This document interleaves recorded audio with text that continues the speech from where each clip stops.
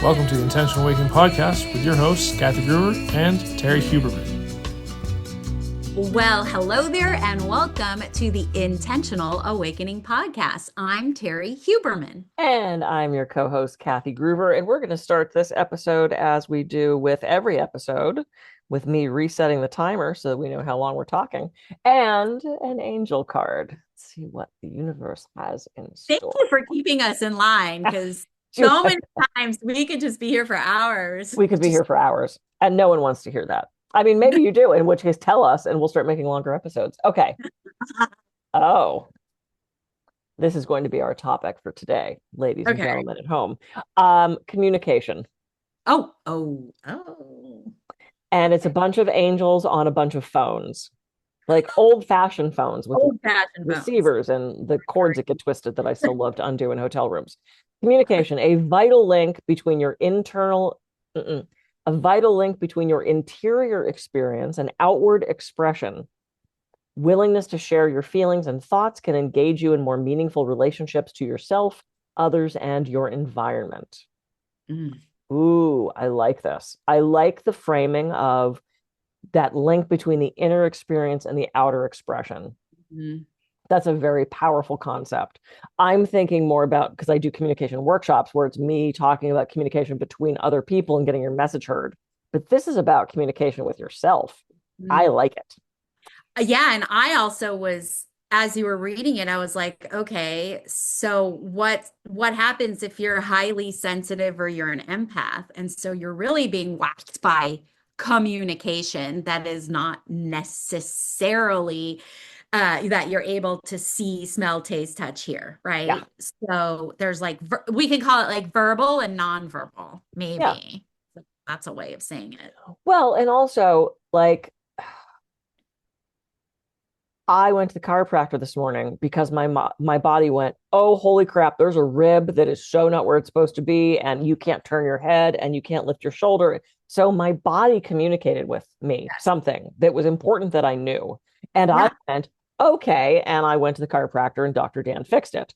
How often are we ignoring those inner communications from ourselves, whether it's instinct, and I know we've talked about instinct and intuition, or whether it's a pain signal or a level of discomfort. There's an incredible book. I don't know if you've ever read this, called Gift of Fear. I have not. Gavin DeBecker. He wrote this book. He used to be like, I can't remember if he was FBI or Secret Service. He was some sort of help keep people safe kind of situation. And he wrote this book specifically for women to keep them safe. And he shares story after story of, oh, I got in the elevator and then this guy got in and I felt uncomfortable and I wanted to get out, but I didn't want to make him feel bad. So I stayed and then I got raped. Or I did think it was weird that this guy was wearing a trench coat in the middle of summer, but he offered to help me up with my groceries and I didn't want him to, but I didn't want him to feel bad. So I did. And he beat me up or robbed me. You know, it's like these times where we have these inner communications that we don't listen to. So there's so many different ways that this communication, internal, external, is happening. It's amazing. Yeah. And you're actually hitting on something super, super important, because it can be in a physical and a mental / emotional way. Your body has an intelligence and it is constantly communicating with the brain. Typically, from an energetic perspective, it goes body, brain, right?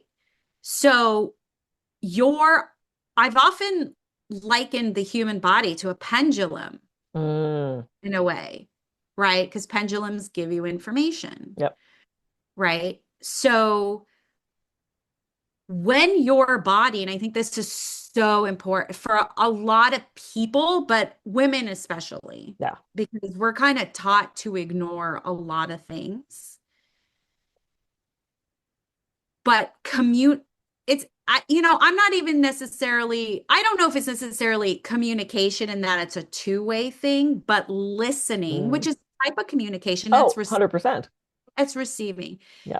Listening to the body as a communication tool will literally, like those examples that you were talking about, it could save your life. And we're really taught not to communicate with our body. It's it's sad and it's scary and it's confusing. And then it can actually be infuriating or infuriating. I think that's the word. I Yeah. don't know. But Infuriating. Yeah. yeah, when we don't listen. So I don't know about you, Kathy. I can't imagine you don't at least talk about how important it is to listen to your body. But so much of the work that I do, because I work with sensitive people, and then Hmm. with the anxiety, it's always Yeah. communicating to your body that you have to listen to your body. Yep. Yeah. Well, we don't have to. Well, a lot of But us don't. then, but Right. then something's going to go awry and somebody's going to suffer, or listening to that instinct, right? I mean, I always, it's like I agree with you. I think we have to. And so many people aren't. They're ignoring those body sensations. When I do massage, I'll have a client come in and they'll be so hurt. Like, oh, it started to hurt, but I thought I'd work through it. And then, oh, I thought that hurt. So I thought I'd stretch more. And then they start futzing with it. And they end up really hurting themselves because they're not listening to their body saying, stop running, turn off that machine, get off your phone. Now everybody's down looking like this. So we have this phone neck, from people staring at their phone, put, Yeah. sternum loading from everything hunched over. It's like we're not listening to our bodies. And often we're also not listening to the people around us. And I'm not talking about the words they use, I'm talking about their tone, their body language, the energy that they're putting off, their facial expression. We're not paying attention to these subtle cues in our own body and in the people around us. And to flip that a little bit, one of the problems with the up and coming generation is they don't know how to read body language and tone because they don't talk to people face to face anymore.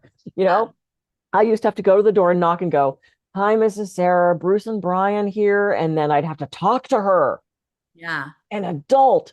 Ooh, or I'd call on the phone and the dad would answer, and I have to have a 5-minute conversation with the dad before I got to my friend. No one has to do that anymore. They text, they don't even make eye contact. So Yeah. we're starting to lose vital components of communication because of technology. And I love that now the UK they're going to start banning social media for kids under 16.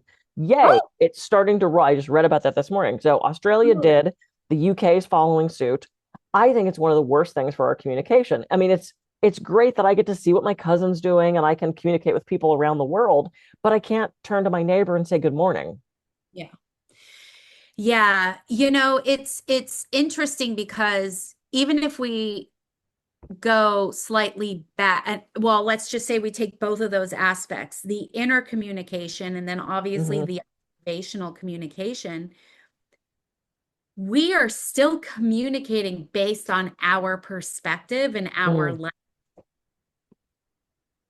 Yep. Right. So you could be, from your perspective, you could be communicating something really amazing, but because of my internal narratives and my internal experiences from the past, I receive that information as a threat or whatever, and then miscommunication. Yep.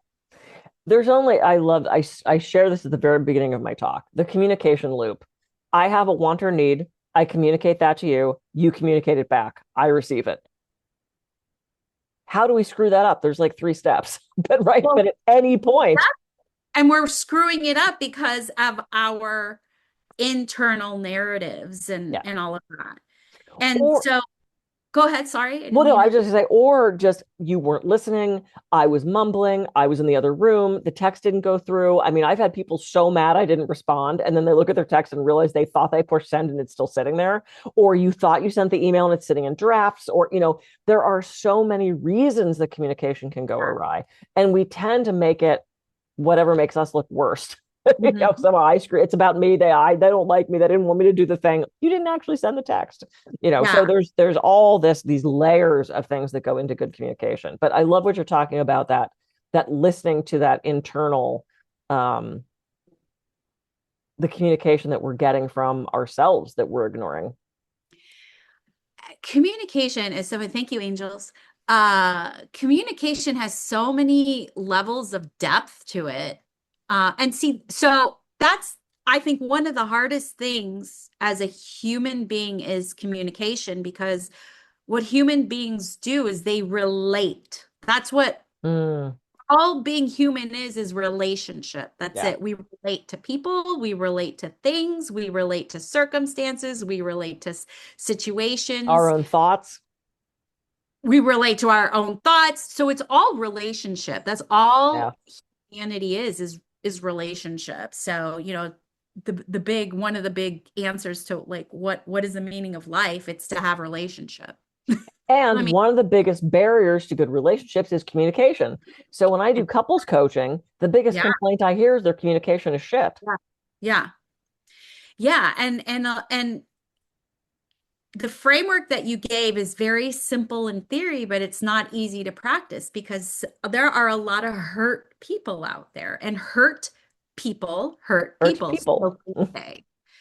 So it takes, I think, a lot of self-awareness and self-development, personal development for you to be able to become, and not you, Kathy, the Sure. big, to become more of an observer and witness versus a participant. And that's hard to do because you're part of that conversation. Yeah.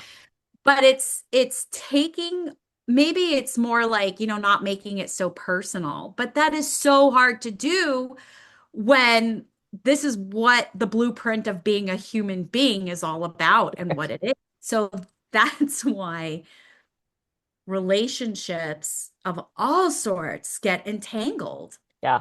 And it's a lot of our journey is to learn how to communicate clearly and obviously, Right. which actually produces kindness. Right. Because there's a difference between nice and kind. Oh, yeah, absolutely. Well, and I keep the four agreements up on my wall. And the very first one is be impeccable with your word, which is communication. Don't take anything personally. Number two, communication. Don't make assumptions, communication. And here's one of my favorite parts of communication is curiosity Yeah. and truly asking questions. And I've been in so many circumstances where there's like six people going, I wonder what he's doing. And I heard he might be moving. And I'll walk over to that person and go, oh, I heard you might be moving. What's happening with that? Why are we all making assumptions? Why are we all talking behind this person's back to theorize what we think they're going to do? Walk over and fricking ask them. And I'm the one that does that. Like I ask my clients really hard questions. Yeah. I have a client that's trying to get back with his ex-wife, and I said, "Can I ask you why that's interesting to you?" And he goes, "Thank you for asking that." And we had this whole conversation around why, after 3 or 4 years of him doing nothing but complaining about this woman, he would want to take her back. Because to me, it's like I'm going to ask those clarifying questions, and I trust that if someone doesn't want to have that conversation with me, they go, "Oh, I'd rather not talk about it," or "I don't want to tell you why I'm moving," or "But I can ask." From a place Yeah. of curiosity, not gossip or, oh, guess what so and so said, but Yeah. from a true place of interest and curiosity and helping my clients move forward, I'm going to ask the hard questions. Yeah. Well, curiosity is a really great place to come from anyways, Yes. because it does alleviate fear, I feel. Mm, It alleviates some fear because you're like, huh, I wonder how that's going to be, instead of because anxiety, there's a level of fear that mm, anxiety. And so if you come from a perspective of like, well, I'm curious to see how this outcome or result will take place, instead of from fear of not feeling safe, you creating already the outcome and the result, mm. being defeated and disappointed. So I Yeah. curiosity, one of the things, and I tell this to my clients, is like, I've taken on an alter ego or another persona of a mad scientist. So when I step into mad scientist mode, I'm experimenting and I'm just doing it from curiosity. I have no idea how it's going to Yep. come. I have no idea what's going to go, what it's going to produce. And that way, there's also no attachment. It Yep. eases attachment. So I love curiosity. Mm. I love that you brought this up, and I took it such a different way when you said that curiosity can help with anxiety. I'm an eater. And if I don't get meals at certain times, I start to get anxious and I have a blood sugar drop. And I remember being in a workshop, it was like a 2-day workshop. And I was starting to get really worried about the food situation. Like, do I need to bring snacks at what point? And I thought, it's the question. So at Yeah. the beginning of the day, I said, I'm sorry, this is going to sound like a weird question. Can you tell me about when the meals are going to be scheduled? Because I want to know if I need to have snacks or if I should have something available. And she goes, what a great question. And I think so many people were relieved by that. I've had clients starting a new job, going on a trip, and they have these anxious moments because they don't know something. And that's where it's not only you got to take it past curiosity and actually ask the question. So I love that you brought that up. And what that triggered for me is ask the damn question. Like Yeah. that helps alleviate anxiety. Knowledge is power. And if Well, you're, yeah, worried about how something's going to go, then ask how it's going to go. that's why I always say for people who are in an anxious moment or who have anxiety, information is like medication. Yes. And that's actually communication. 100% agree. You express yourself to get what you need to feel better. Yeah. Yeah. So, Express yourself what you need to feel better and ask for what you need anyway. I yeah. mean, that's just good communication right there. You know, when my husband and I started dating, I said, this is going to sound like a weird question. I said, but how do you like to be treated when you're sick? Mm. And he said, what? And I said, if you get a cold or if you have the flu, if you have COVID, or I said, how do you like to be treated? Do you want to be pampered? Do you want to be left alone? Do you want me to check in all the time? Do you get like you don't want to listen, so I have to be like, take this? You know, how do you want to be treated if you're sick? I said, because when you're sick, you can't explain to me how you would like to be treated. So I would like to know as we start this relationship how you would like to be. And he's like, oh my God. And we had this whole conversation around if that would happen, how we'd like to be treated. Yeah, it's like, why not know that ahead of time? And it also gives people pause to go, how do I like to be treated when I'm sick? Or how do I like to be cared for when I'm stressed? Or if I'm upset, how do you need to respond to that to dispel my anger or my whatever? And I don't think couples have those conversations enough. I think it's really important to find that stuff out ahead of time. Yeah. Yes, yes, yes. But I mean, that's the thing about communication. It's clarity. And when you have clarity on anything, you have a direction that you know you can move in within and in safety, just emotional, mental, physical, spiritual, financial Yep. safety. That's why it's so important to communicate. Assuming is dangerous. Gossip is dangerous because you Mm-hmm. don't have the actual communication. Yep. There's the spiritual side effects of that. Okay, fine. Religious. Okay, fine. But let's talk about human to human communication. The more clear you are, the Yep. more clear information you'll get back so that Speak. you have a knowledge of how you should navigate. Yep. Speak with integrity. Say only what you mean. Yeah. 4 agreements. Number 1. Ugh.